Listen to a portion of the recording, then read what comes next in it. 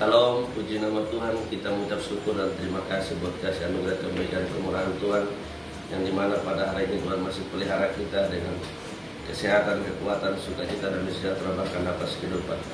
Bapak Ibu diberkati Tuhan, pada hari ini saya ingin sharing satu bagian firman Tuhan dengan tema integritas. Saudaraku yang terkasih dalam Tuhan kita Yesus Kristus, integritas merupakan salah satu atribut penting atau kunci yang harus dimiliki oleh setiap orang. Orang yang berintegritas berarti memiliki pribadi yang jujur, memiliki pribadi karakter yang kuat. Nah, dalam hal ini ada 3 hal yang saya mau sharing tentang integritas. Yang pertama, integritas adalah ketika apa yang kita katakan sama dengan apa yang kita lakukan.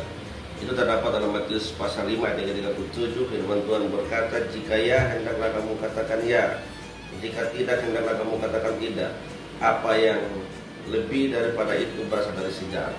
Saudaraku yang terkasih dalam Tuhan kita Yesus Kristus, jadi integritas itu jika ya kita katakan ya, jika tidak kita katakan tidak. Sebab apa yang lebih itu yang daripada iblis.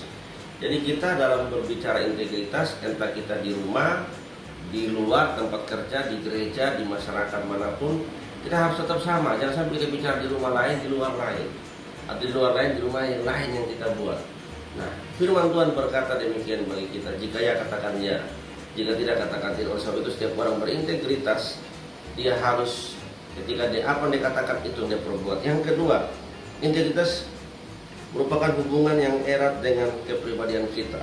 Dalam ayat pasal yang kedua, ayat yang ketiga, firman Tuhan berkata bagi kita, saya membacanya bagi Bapak Ibu Saudara sekalian. Dikatakan firman Tuhan kepada iblis, apakah engkau memperhatikan hambaku Ayub, sebab tiada seorang pun di bumi seperti dia, yang demikian saleh dan jujur, yang takut akan Allah, yang menjauhi kejahatan, ia tetap takut tekun dalam kesalehannya, meskipun engkau telah membujuk aku melawan dia untuk mencelakakannya tanpa alasan. Bapak Ibu diberkati Tuhan. Yang kedua, integritas merupakan hubungan erat dengan kepribadian kita. Saudaraku yang diberkati Tuhan, Ayub dikatakan memiliki integritas karena dia bersyukur dan tidak mengutuki Allah, meskipun ia kehilangan 10 orang anak, bahkan dia kehilangan harta bendanya, bahkan dirinya pun mengalami satu penyakit. Dia tetap bersyukur dan tidak mengutuki Allah. Itulah mengapa dia dikatakan berintegritas. Orang yang berintegritas memiliki 3 hal. Yang pertama, nilai yang dianut. Yang kedua, dia berkomitmen. Yang ketiga, dia konsisten. Yang ketiga, berbicara tentang integritas. Integritas menyangkut hati. Lukas pasal 6 ayat yang ke-31 berbicara bagi kita pada hari ini.